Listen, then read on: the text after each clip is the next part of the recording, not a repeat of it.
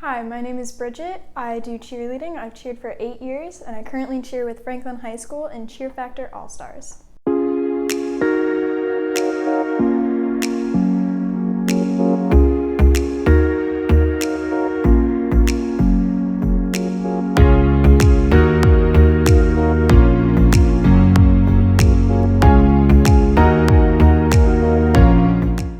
I started cheering when I was 8 years old, and I went through Franklin Pop Warner Cheer, and I saw a bunch of my older friends doing it, and I was like, oh, that sounds fun.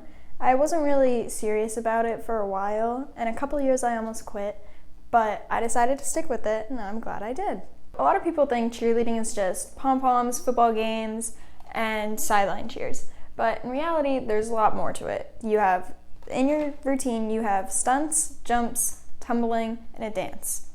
And stunts require 4 to 5 people. You have 2 bases and a back underneath the stunt holding up the flyer. The flyer is the one in the air, and occasionally you'll have a front spot. Tumbling is all the cool flips and all the cool twists.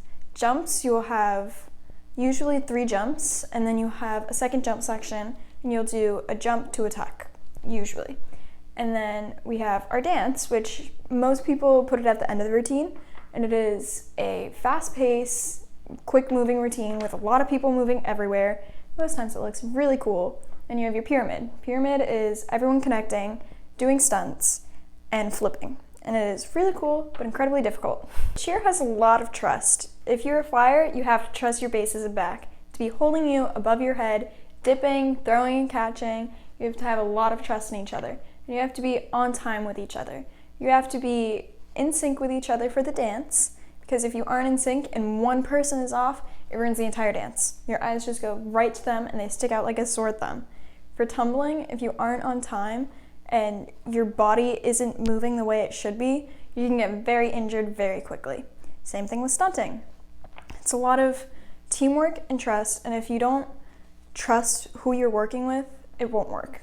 I also do softball, and that also requires a lot of teamwork, building each other up and not taking each other down, because let's say you strike out or you make a bad play, you build each other up to move past it and move on.